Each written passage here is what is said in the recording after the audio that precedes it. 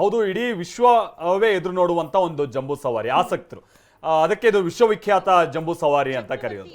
So ಅಂತ ಜಂಬೂ ಸವಾರಿಗೆ ಇದೀಗ ಕ್ಷಣಗಣನೆ ಶುರುವಾಗ್ತಾ ಇದೆ. 4:45 ನಂತರದಲ್ಲಿ ಜಂಬೂ ಸವಾರಿ ಆರಂಭ ಆಗುತ್ತೆ. ಅದಕ್ಕೆ ಮುಂಚಿತವಾಗಿ ಆಗುವಂತ ಎಲ್ಲ ವ್ಯವಸ್ಥೆಗಳು ಕೂಡ ಸದ್ಯ ನಡೀತಾ ಇದೆ. ಸುಮಾರು 40,000ಕ್ಕೂ ಹೆಚ್ಚಿನ ಮಂದಿಗೆ ಆಸನದ ವ್ಯವಸ್ಥೆಯನ್ನು ಕೂಡ ಮಾಡಲಾಗಿದ್ದು ಕೂತು ನೋಡೋದಕ್ಕೆ ಅವಕಾಶ ಇದೆ. ಇನ್ನು ಈ ಜಂಬೂ ಸವಾರಿ ಸಾಗುವಂತ 5 ಕಿಲೋಮೀಟರ್ನಷ್ಟು ದೂರದಲ್ಲೂ ಆ ರಸ್ತೆಗಳ ಇಕ್ಕೆಲೆಗಳಲ್ಲಿ ಈ ಬಾರಿ ಏನ್ ವಿಶೇಷವಾಗಿ ಸೂಚನೆ ಇದೆ ಅಂತ ಅಂದ್ರೆ, ಈ ಬಿಲ್ಡಿಂಗ್ ಹತ್ ನೋಡೋದು, ಮರ ಹತ್ ನೋಡೋದು, ಇದನ್ನೆಲ್ಲ ಮಾಡಕ್ ಹೋಗ್ಬಿಡಿ ಅಂತ. ಯಾಕಂತಂದ್ರೆ RCB ವಿಜಯೋತ್ಸವದ ಸಂದರ್ಭದಲ್ಲಿ ಆದಂತ ಅವಘಡ ಏನಿದೆ, ಆ ಕಾರಣಕ್ಕಾಗಿ ಈ ಬಾರಿ ವಿಶೇಷವಾದಂತ ಮುತುವರ್ಜಿಯನ್ನ ವಹಿಸಲಾಗಿದೆ. ಆಮೇಲೆ ಹೇಳಿ ಕೇಳಿ ಈ ಬಾರಿ ಈ ಸ್ಟ್ಯಾಂಪೇಡ್ ಅದೇನು ಈ ಕಾಲ್ ತುಳಿತ ಆಗೋದು, ಈ ತರದ ಅನಾಹುತಗಳು ಕೂಡ ಬಹಳ ತೀರಾ ನಿನ್ನೆ ತನಕನೂ ಕೂಡ ಹೆಚ್ಚಾಗಿರುವಂತಹ ಕಾರಣಕ್ಕಾಗಿ ಈ ಬಾರಿ ವಿಶೇಷ ಮುತುವರ್ಜಿಯನ್ನ ವಹಿಸಲಾಗಿದೆ. ಇನ್ನು ಜಂಬೂ ಸವಾರಿ ಬರೋದಕ್ಕಿಂತ ಮುನ್ನ ಸುಮಾರು 1-1.5 ಗಂಟೆಗಳ ಕಾಲ ಈ ಟ್ಯಾಬ್ಲೋಗಳ ಪ್ರದರ್ಶನ ಏನಿದೆ ಬಹಳ ಅಚ್ಚುಕಟ್ಟಾಗಿ ಸಾಗ್ತಾ ಇದೆ. ಆಮೇಲೆ ಸುಮಾರು 58 ಟ್ಯಾಬ್ಲೋಗಳ ವ್ಯವಸ್ಥೆ ಇದೆ, ಸ್ತಬ್ಧ ಚಿತ್ರಗಳ ವ್ಯವಸ್ಥೆ, ಅದನ್ನ ನಾವು ನೋಡ್ತಾ ಇದೀವಿ. ಅದರ ಜೊತೆಗೆ 150ಕ್ಕೂ ಹೆಚ್ಚು ಈ ರೀತಿಯಾದಂತಹ ವಿಶೇಷವಾದಂತಹ ಕಲಾ ತಂಡಗಳು, ಹಿಂದೆ ಮೈಸೂರು ಸಂಸ್ಥಾನದಲ್ಲಿ ಮಹಾರಾಜರು ಇಂಥ ಕಲಾ ತಂಡಗಳಿಗೆ ಅಂತಾರೆ ಅವರೆಲ್ಲ ಪಾರಂಪರಿಕವಾಗಿ ಮಾಡ್ಕೊಂಬಂತ ಇದ್ದಂಥದ್ದು ಇವೆಲ್ಲವೂ ಕೂಡ. ಸೊ ಅಂತ ಕಲಾ ತಂಡಗಳಿಗೆ ಅವ್ರು ಹೇಗೆ ಅವರನ್ನ ಅವರಿಗೊಂದು ಅನುಕೂಲ ಮಾಡಿಕೊಡ್ತಾ ಇದ್ರು ಅಥವಾ ಅವರಿಗೊಂದು ವಿಶೇಷವಾದಂತ ಸವಲತ್ತುಗಳನ್ನ ಕೊಡ್ತಾ ಇದ್ರು. ಈ ಮುಖೇನವಾಗಿ ಅದು ಮುಂದುವರ್ಕೊಂಡು ಹೋಗ್ಬೇಕು ಇನ್ನು ಶತಶತಮಾನಗಳ ಕಾಲ ಅನ್ನುವಂಥದ್ದು ಅವರ ದೂರದೃಷ್ಟಿತ್ವ ಏನಿತ್ತು, ಅದರ ಒಂದು ಫಲನ ನಾವು ಈಗಲೂ ಕೂಡ ಇಂಥ ಕಲಾ ತಂಡಗಳನ್ನ ಗಮನಿಸ್ತಾ ಇದೀವಿ. ಆಮೇಲೆ ಒಂದು ಕೊರಗು ಸಹಜವಾಗಿದ್ದೇ ಇರುತ್ತೆ. ಕೆಲವು ವರ್ಷಗಳ ಹಿಂದೆ ಅವರೆಲ್ಲ ಒಂದು ಬೇಸರವನ್ನ ವ್ಯಕ್ತಪಡಿಸ್ತಾ ಇದ್ರು. ಅಂದ್ರೆ ಇಲ್ಲಿ ಮೈಸೂರಿಗೆ ಬಂದಂತ ಸಂದರ್ಭದಲ್ಲಿ ಉಳ್ಕೊಳ್ಳೋಕೆ ವ್ಯವಸ್ಥೆ ಆಗಿರ್ಬೋದು, ಅದರ ಜೊತೆಗೇನೆ ಅವರಿಗೆ ಆರ್ಥಿಕವಾಗಿ ಏನಾದ್ರೂ ಅನುಕೂಲ ಅಷ್ಟರ ಮಟ್ಟಿಗೆ ಆಗ್ತಾ ಇಲ್ಲ ಅಂತ. ಈಗ ಸರ್ಕಾರ ಇದಕ್ಕೆ ಸಂಬಂಧಪಟ್ಟಂಗೆ ಸ್ವಲ್ಪ ವಿಶೇಷ ಕಾಳಜಿಯನ್ನ ಕೂಡ ವಹಿಸ್ತಾ ಇದೆ ಅಂತ ಕಾಣಿಸುತ್ತೆ. ಆ ಕಾರಣಕ್ಕಾಗಿನೇ ನಾವು ಇಷ್ಟೊಂದು ವರ್ಷಗಳ ಕಾಲ, ಈಗ ಸ್ವತಂತ್ರ ಬಂದ ಇಷ್ಟು ವರ್ಷಗಳ ನಂತರದಲ್ಲೂ ಕೂಡ ಈ ಕಲಾ ತಂಡಗಳು ಈ ಜಂಬೂ ಸವಾರಿಯ ಸಂದರ್ಭದಲ್ಲಿ ಅವರು ಅದೇ ಖುಷಿಯಿಂದ ಬಂದು ಇಲ್ಲಿ ಭಾಗಿಯಾಗ್ತಾ ಇರೋದು. ಈ ಮುಖೇನವಾಗಿ ಮುಂದಿನ 10 ತಲೆಮಾರುಗಳಿಗೂ ಕೂಡ ಇದನ್ನು ತೆಗೆದುಕೊಂಡು ಹೋಗ್ಬೇಕು ಅನ್ನುವಂಥದ್ದು ಉದ್ದೇಶ. ಇನ್ನೊಂದು ವಿಚಾರ ಅಂತಂದ್ರೆ ಅಭಿಮನ್ಯು ಕೂಡ ಸಿದ್ಧ ಆಗ್ತಾ ಇದ್ದಾನೆ.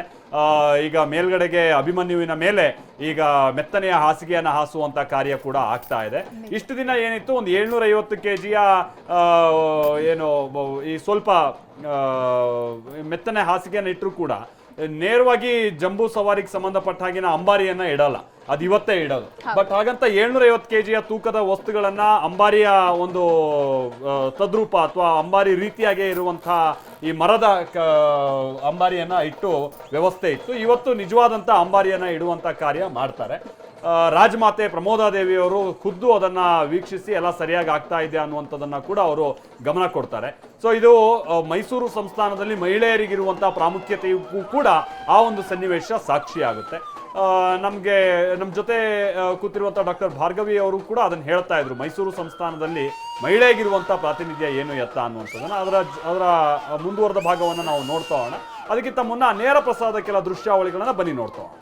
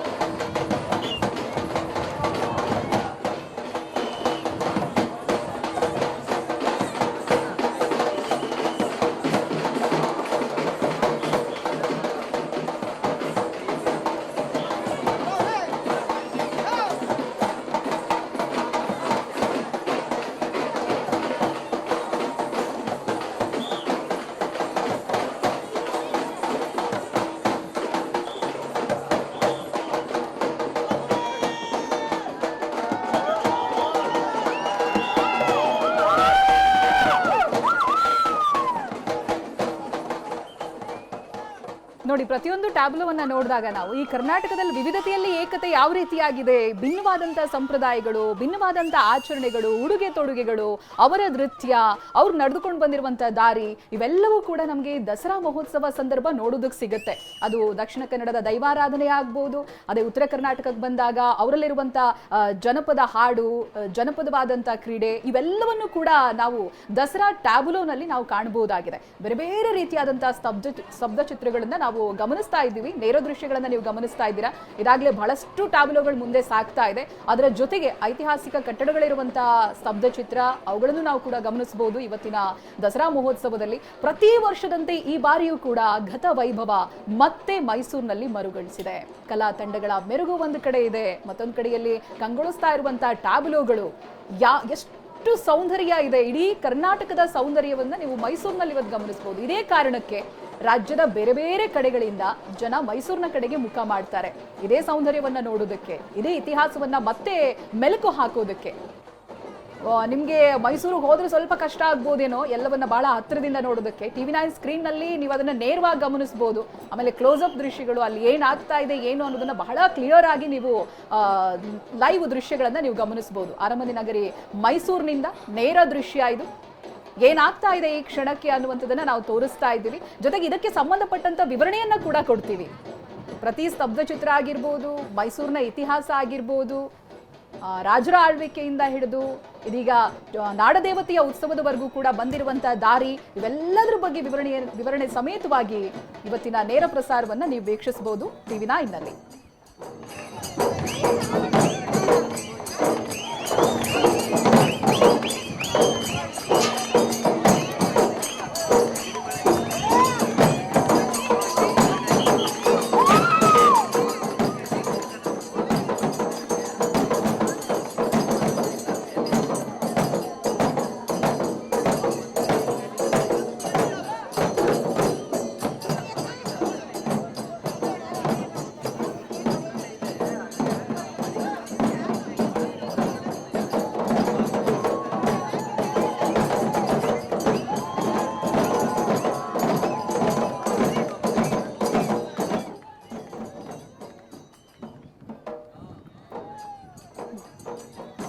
ನಾವಾಗ್ಲೇ ಹೇಳ್ತಾ ಇದ್ವಿ, ಕೇವಲ ದೃಶ್ಯಗಳು ಮಾತ್ರ ಅಲ್ಲ, ದೃಶ್ಯದ ವಿವರಣೆಯನ್ನ ಕೂಡ ಕೊಡ್ತೀವಿ ನಾವು. ಜೊತೆಗೆ ಇಡೀ ಮೈಸೂರಿನ ಇತಿಹಾಸ ಯಾವ ರೀತಿಯಾಗಿ ಆಚರಣೆ ನಡ್ಕೊಂಡು ಬಂತು, ಈ ದಸರಾದ ಆಚರಣೆ ಹೇಗೆ ನಡ್ಕೊಂಡು ಬಂತು, ಅವತ್ತಿನಿಂದ ಇವತ್ತಿಗಿರುವಂತಹ ವ್ಯತ್ಯಾಸಗಳು.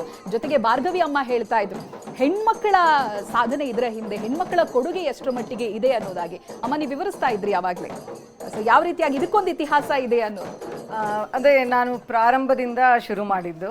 ನಾವು ಹೇಳ್ದಂಗೆ ಮೈಸೂರು ಆಗ ಹದಿನಾಡು ಅನ್ನೋದ್ರ ಪಕ್ಕದ ಒಂದು ಪಾಳೆಪಟ್ಟು, ಅಲ್ಲಿದು ದೊರೆ ಚಾಮರಾಜ. ಚಾಮರಾಜ ಅವರ ಹೆಂಡತಿ ದೊಡ್ಡ ಜಮ್ಮಣ್ಣಿ ಅಂತ. ಅವರ ಒಂದು ಕೋರಿಕೆಯ ಮೇಲೆ ಯದು ವಂಶದ ಪ್ರಾರಂಭಿಕ ಅಂದರೆ ಯದು ವಂಶದ ಮೊದಲನೆಯ ದೊರೆ ಅಂತ ನಾವು ಯಾರನ್ನ ಕರಿತೀವಿ, ಯದುರಾಯರು, ಮಾರನಾಯಕ ಕಾರಗಳ್ಳಿ ಮಾರನಾಯಕ ಅನ್ನೋನ್ನ ಸಂಹಾರ ಮಾಡಿ ಅವರ ಮಗಳನ್ನೇ ಪಾಣಿಗ್ರಹಣ ಮಾಡಿ ಯದುವಂಶದ ಒಂದು ಬುನಾದಿ ಆಯಿತು. ಅದಕ್ಕೆ ಅವರ ಒಂದು ಇನಿಷಿಯೇಟಿವ್ ಇಲ್ಲದೆ ಹೋಗಿದ್ರೆ ಅದಾಗ್ತಾನೂ ಇರಲಿಲ್ಲ ಅಂತ. ಅದು ಒಂದು ಸತ್ಯ ಘಟನೆನೇ ಅದು. ಯಾಕಂದರೆ ನಾವು ಗುರ್ತಿಸೋದೇ ಯದುರಾಯರಿಂದ ಈ ವಂಶದ 1399ರಲ್ಲಿ. ಸೊ ಇದರ ನಂತರ ನಾವು ನೆಕ್ಸ್ಟು ತುಂಬ ಇಂಪಾರ್ಟೆಂಟ್ ದೊರೆ ಮೈಸೂರಲ್ಲಿ ಅಂತಂದರೆ ರಣದೀವ ಕಂಠೀರವ ನರಸಿಂಹರಾಜ ಒಡೆಯರ್. ಅವ್ರದ್ದು ಸಿನಿಮಾ ಎಲ್ಲ ನೋಡ್ತೀವಿ. ಅವರು ಮಲ್ಲಯುದ್ಧ ಪ್ರವೀಣರು ಅಂತೆಲ್ಲ ಅವ್ರ ಬಗ್ಗೆ ನಾವು ಕೇಳಿದ್ದೀವಿ, ಶೂರರು ಅಂತೆಲ್ಲ. ಅವರನ್ನ ತಿರುಚನಾಪಳ್ಳಿ ಒಬ್ಬ ಜಟ್ಟಿ ಸೋಲ್ಸಕ್ಕೆ ಬಂದು ಅವನು ಒಂದು ಹೆಣ್ಮಗಳನ್ನ ಅವ್ರನ್ನ ಸೋಲ್ಸಕ್ಕೆ ಕಳಿಸ್ತಾನೆ ಅಂತ ಒಂದು ಕತೆ ಬರುತ್ತೆ. ಅದೇ ಒಂದು ಸಿನಿಮಾ ರೂಪದಲ್ಲೂ ನಾವು ನೋಡಿದ್ದೀವಿ. ಸೊ ಆ ಹೆಣ್ಮಗಳ ಹೆಸರು ದೊಡ್ಡಮ್ಮಣ್ಣಿ ಅಂತ ಅಂದ್ಬಿಟ್ಟು, ಆ ಚಲುವೆ ದೊಡ್ಡಮ್ಮಣ್ಣಿ ಅಂತೆಲ್ಲ ಅದೊಂದು ಕತೆ ಇದೆ. ಅವಳು ಅವ್ರನ್ನೆಲ್ಲ ಕರ್ಕೊಂಡ್ಬಂದು ಬೇರೆ ಜಟ್ಟಿಗಳನ್ನೆಲ್ಲ ಕರ್ಕೊಂಡು ಬಂದು ಅಲ್ಲಿ ಒಂದು ಅವ್ರನ್ನ ಸೋಲಿಸ್ಬೇಕು ಅಂತ ಒಂದು ಸಂಚನ್ನ ಹೆಣೆದಾಗ ಅವರು ಎಲ್ಲಾರನ್ನೂ ಸೋಲಿಸ್ತಾರೆ. ಆದರೆ ಆ ದೊಡ್ಡಮ್ಮಣ್ಣಿನೇ ಅವ್ರ ಮದುವೆನೂ ಆಗ್ತಾರೆ. ಸೊ ಹಾಗೆ ಆ ಕತೆ ಬರುತ್ತೆ. ಬಟ್ ಬರೀ ಅಲ್ಲಿಗೆ ನಿಂತ್ಕೊಳ್ಳಲ್ಲ, ಅವಳು ಇವರನ್ನ ಮದುವೆ ಆಗಿ ಮೈಸೂರಿನ ಅಭಿವೃದ್ಧಿಗೂ ಸಹ ಅವ್ರದ್ದು ಒಂದು ಕೊಡುಗೆ ಇದೆ. ಅದೇನು ಅಂತ ಅಂದರೆ ಅಲ್ಲಿ ನಾವು ನೋಡ್ಬೋದು ಶ್ರೀರಂಗಪಟ್ಟಣದ ಹತ್ರ ಈಗಲೂ ದೊಡ್ಡಮ್ಮಣ್ಣಿ ಅಂದರೆ ಬಂಗಾರ ದೊಡ್ಡಿ ನಾಲೆ ಅಂತ ಇದೆ. ಆ್ಯಕ್ಚುಲಿ ಅದು ಅವರೇ ಇವ್ರಿಗೆ ಪ್ರೇರಕವಾಗಿ ಅದನ್ನು ಕಟ್ಟಿಸಲು ಸೂಚಿಸಿ ಅವ್ರಿಗೆ ಅದನ್ನು ಅವರು ಒಂದು ಅರ್ಪಣೆ ಮಾಡಿದ್ರು ಅಂತ ಅಂದ್ಬಿಟ್ಟು. ಅಂದರೆ ಹೆಂಗೆ ನಾವೀಗ ನಾಲ್ವಡಿ ಕೃಷ್ಣರಾಜರ ಒಂದು ಆಳ್ವಿಕೆ ಟೈಮಲ್ಲಿ ಮಹಾರಾಣಿಯರು ಅವರ ಒಡವೆ ಎಲ್ಲ ಕೊಟ್ಟು ಇದಕ್ಕೆ ಅಭಿವೃದ್ಧಿಗೆ ಸಹಾಯ ಮಾಡಿದ್ರು, ದನ ಒದಗಿಸಿದ್ರು ಅಂತ ಹೇಳ್ತಾರಲ್ಲ, ಅದೇ ಥರ ಅದ ಒಂದು ಪರಂಪರೆ ಹಿನ್ನೆಲೆನ ನಾವು ಅವಾಗಿಂದ ನೋಡ್ಬೋದು. ಇದಾದ್ಮೇಲೆ ನಂತರ ಬರೋದು ನಮಗೆ ಇವ್ರ ಪಾತ್ರ, ಲಕ್ಷಮ್ಮಣ್ಣಿಯವ್ರ ಪಾತ್ರ. ಅದು ಕಾಸಾ ಚಾಮರಾಜ ಒಡೆಯರ್ ಟೈಮಲ್ಲಿ. ಆಗ ಇಮ್ಮಡಿ ಕೃಷ್ಣರಾಜ ಒಡೆಯರ್ ಮಹಾರಾಣಿ ಲಕ್ಷಮ್ಮಣ್ಣಿಯವರು ಅವರು ಹೈದರಾಲಿ ಆಳ್ವಿಕೆ, ಅವರು ಶ್ರೀರಂಗಪಟ್ಟಣದಲ್ಲಿ ಇರ್ತಾರೆ. ಸೊ ಶ್ರೀರಂಗಪಟ್ಟಣದಲ್ಲಿ ಅವರು ಹೈದರಾಲಿ ಮಾತನಂತೆ ಒಬ್ಬರನ್ನ ದತ್ತು ತಗೊಳ್ತಾರೆ, ಆದರೆ ಅವರು ಮರಣ ಹೊಂದ್ಬಿಡ್ತಾರೆ. ಅದೆಲ್ಲ ಆಗಿ ಅವರು ನೆಕ್ಸ್ಟು ರಾಜಮಾತೆ ಲಕ್ಷಮ್ಮಣ್ಣಿ 5 ವರ್ಷದ ಬಾಲಕನಾದ ಮುಮ್ಮಡಿ ಕೃಷ್ಣರಾಜ ಒಡೆಯರ್ನ ಅವರನ್ನ ದತ್ತಕ್ಕೆ ತಗೊಳ್ದ. ಅದೇ ಮೈಸೂರು ಹಿಸ್ಟ್ರಿಲಿ ನನ್ನ ಪ್ರಕಾರ ಟರ್ನಿಂಗ್ ಪಾಯಿಂಟ್. ಯಾಕಂದ್ರೆ ಮುಮ್ಮಡಿ ಕೃಷ್ಣರಾಜ ಒಡೆಯರೇ ಶ್ರೀರಂಗಪಟ್ಟಣದಿಂದ ಮೈಸೂರಿಗೆ ಸ್ಥಳಾಂತರಗೊಂಡಿದ್ದು. ಮೈಸೂರಲ್ಲಿ ದಸರಾ ಆಚರಿಸೋದು ಶುರುವಾಗಿದ್ದೇ ಮುಮ್ಮಡಿ ಕೃಷ್ಣರಾಜ ಒಡೆಯರ್ ಅವರ ನಂತರ. ಅಂದ್ರೆ ದತ್ತು ಸ್ವೀಕಾರ ಮಾಡಿ ಅವರು ಶ್ರೀರಂಗಪಟ್ಟಣದಿಂದ ಅವರು ಮೈಸೂರಿಗೆ ಸ್ಥಳಾಂತರಗೊಳ್ತಾರೆ. ಅಲ್ಲಿ ಅಷ್ಟಕ್ಕೆ ಶ್ರೀರಂಗಪಟ್ಟಣದ ಇತಿಹಾಸ ಮುಗಿಯುತ್ತೆ. ಅವರು ರಾಜ್ಯಭಾರ ಇದು ಸಿಂಹಾಸನ ರೂಢರನ್ನ ಮಾಡಿ, ಆ ಸಿಂಹಾಸನನೂ ಅದ್ರದ್ದು ಒಂದು ಕತೆ ಇದೆ. ಎಲ್ಲೋ ನೆಲೆಗುದ್ದಿ ಇದ್ದಿದ್ದ ಸಿಂಹಾಸನ ತಗೊಂಡು ಅದನ್ನ ಕಟ್ಸಿ ಅದನ್ನ ಕರೆಕ್ಟಾಗಿ ಅದಕ್ಕೆ ಒಂದು ಏನು ರಿಚುವಲ್ಸ್ ಎಲ್ಲ ಮಾಡಬೇಕು ಅದನ್ನೆಲ್ಲ ಮಾಡಿ ಮೊದಲನೆಯ ದಸರಾ ಅವ್ರಿಗೆ ಜೂನಲ್ಲಿ ಪಟ್ಟಾಭಿಷೇಕ ಆಗುತ್ತೆ. ಅಕ್ಟೋಬರಲ್ಲಿ ಮೈಸೂರಿನಲ್ಲಿ ಮೊದಲನೆಯ ದಸರಾ ಅಂತ ಒಂದು ಸಾಂಕೇತಿಕವಾಗಿ ಲಕ್ಷಮಣ್ಣಿಯವರಿಂದ ಶುರುವಾಗುತ್ತೆ.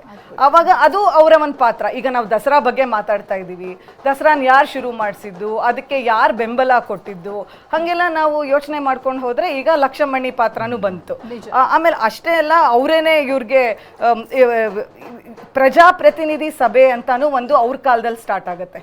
ಅದೂನು ನೋಡಿ ಹೆಂಗೆ ಅವಾಗಲೇ ಅವರು ಪ್ರಜೆಗಳು ಹೇಗೆ ನಾವು ರಾಜ ಪ್ರತ್ಯಕ್ಷ ದೇವತಾ ಅಂತ ನೋಡ್ತಾ ಇದ್ವಿ, ಆಗಿನ ಕಾಲದಲ್ಲಿ ಅವರು ಪ್ರಜಾ ಪ್ರತ್ಯಕ್ಷ ದೇವತಾನ ಒಂದು ಪರ್ಸ್ಪೆಕ್ಟಿವ್ ಇಟ್ಕೊಂಡಿದ್ರು.